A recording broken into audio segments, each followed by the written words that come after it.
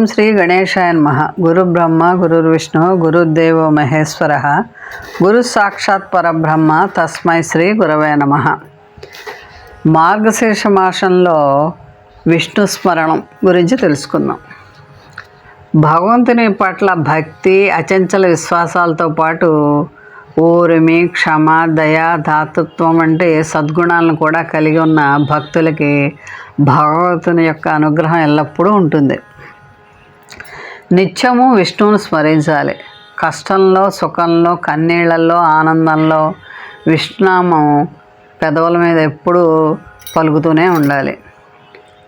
మనకు విష్ణువుని కొనియాడాలంటే విష్ణువు వేలాది నామాలని, ఆ నామాల్లో ఏదో ఒక నామాన్ని మనం స్మరించుకుంటూ ఉండాలి. కలియుగంలో నామ సంకీర్తనమే అన్నిటికంటే శ్రేష్టం. అందువల్ల విష్ణునామాన్ని స్మరిస్తూ ఉండాలి. సర్వభూతాల్లోనూ నిండిన కారణ పురుషుడినే నారాయణుడిగాను, పరమందున్న బ్రహ్మమును అకారణుడైన విష్ణువుగాను ధ్యానించిన వాడు శోక మోహాల నుంచి విముక్తుడై సద్గతిని పొందుతాడు అని ఆత్మబోధ ఉపనిషత్తు చెప్తోంది. విష్ణునామ స్మరణ ఎంతటి మహత్వం కలిగిందో మనకు అనేక గ్రంథాల నుంచి తెలుసుకోవచ్చు. గరుడ పురాణంలో ఈ విధంగా చెప్పారు. యోగయుక్తుడై భావమందు అద్వైత స్థితిని అందుకుని నిత్యము సహజమైన రీతిలో జనార్దన్ని గురించి చింతించాలి.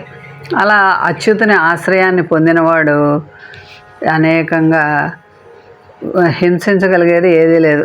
పొందినవాడిని ఎవ్వరు కూడా హింసించలేరు. 1000 సార్లు గంగా స్నానం చేయడం వల్ల, 1,000 సార్లు పుష్కర స్నానం చేయడం వల్ల ఎంతటి పాపం హరించిపోతుందో అంతటి పాపం హరించిపోవడానికి నారాయణుడిని ఒక్కసారి స్మరించాలి.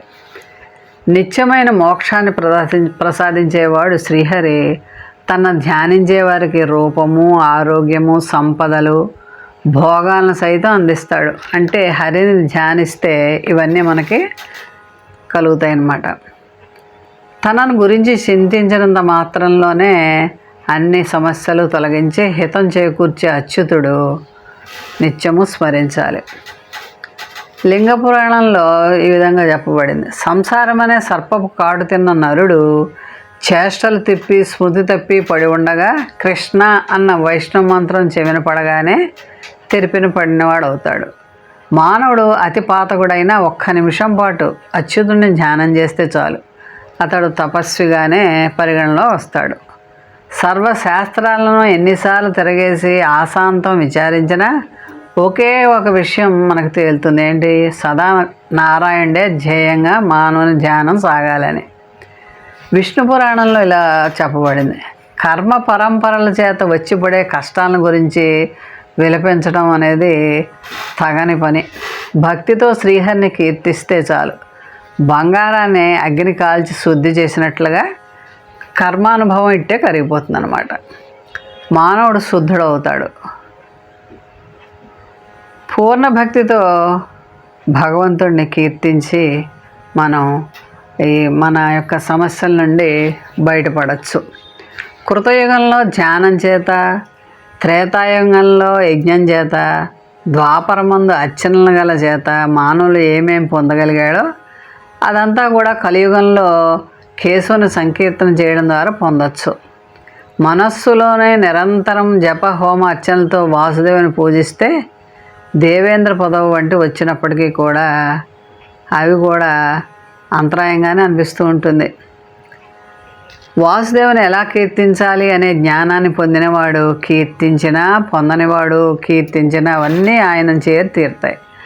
ఆత్మందు విష్ణువునే నిలుపుకున్న వాడికి బుద్ధి యందు నరకం భాషించదు, స్వర్గాన్ని కూడా అతడు ఊహించడు. అటువంటి వాడి మనసుకు బ్రహ్మలోకం అల్పమైందిగా అనిపిస్తుంది. గోవిందుని నిత్యము స్మరిస్తూ ఉంటే చాలు, నరులు 100 జన్మల్లో చేసిన పాపాల కుప్పలన్నీ అగ్నిలో దూది కాలినట్లుగా కాలిపోతాయి. అగ్నిశకలను ప్రేరేపించిన వాయువు అడవులను తగలబెట్టేయగలిగినట్లుగా వాయు సంచారంతో నిత్యం చలించిపోయే చెత్తమందు సాధకుడు విష్ణువును నిలుపుకోగలిగితే సర్వ పాపాలని దహించి వేస్తాడు. స్కాంద పురాణంలో ఇలా తెలియజేయబడింది. వాసుదేవుడైన విష్ణువును స్తుతించడం వల్ల నరులు పాపం లేని వాళ్ళు అవుతారు. నిత్యము విష్ణువును భక్తిగా పూజించడం వల్ల సర్వ పాపాలు నశించిపోతాయి. శుభంకర స్వరూపుడైన హరిని హృదయంలో నిలుపుకున్న వాడికి సర్వము లభిస్తుంది. మహాభారతంలో కూడా శాంతి పర్వంలో ఇలా తెలియజేయబడింది. ముల్లోకాలకు అధిపతి, అప్రతిహత ప్రభావ సంపన్నుడు ఈశ్వరుడు విష్ణువే. ఆయనకు ఏ నరులైతే వినమ్రత శిరస్కులై నమస్కరిస్తారో అలాంటి వారికి జన్మాంతరాల నుంచి వచ్చి పడ్డది వేలాది కల్పాల ప్రణయ పర్యంతం ఉండేదైన పాపమంతా హరించుకుపోతుంది. 10 అశ్వమేధ యాగాలన్నీ దిగ్విజయంగా నిర్వహించి అవభృత స్నానం చేసిన వాడికి ఏ ఫలం లభిస్తుందో ఆ ఫలమంతా కృష్ణుడికి చేసిన ఒక్క నమస్కారంతో లభిస్తుంది. అశ్వమేధ యాజికి కూడా పూర్వజన్మ ఉంటుంది. కృష్ణుడికి నమస్కరించిన వాడికి మాత్రం పునర్భవం అనేది ప్రసక్తే లేదు. నల్లని అవిసె పువ్వులా ప్రకాశించేవాడు, పచ్చని వస్త్రాలను ధరించినవాడు, అచ్యుతుడవు నీవు అని ఎవరైతే గోవిందుని నమస్కరిస్తారో వారందరికీ భయం అన్నదే దరిచేరదు. కపటంతో అయినా సరే చక్రపాణిగా విష్ణువుని భావించి నమస్కారం చేస్తే సంసారం అనే స్థూల బంధాలన్నీ పికిలించవేయబడతాడు. మహాభారత శాంతి పర్వంలో భగవానుడు స్వయంగా ఇలా చెప్పాడు. రోదసి యందు కూడా నేనే వ్యాపించాను. భూ నభో అంతరాళాలలో వ్యాపించి వాటి సరిహద్దులను కూడా దాటి నేనే వ్యాపించినందువల్ల నన్ను విష్ణువుగా తెలుసుకోండి అని తెలియజేశాడు. కాబట్టి విష్ణునామస్మరణ నిరంతరం చేస్తూ ఉండాలి. హరిని నిరంతరం ప్రార్థించి ధ్యానించాలి. విడువరాదెంతైనా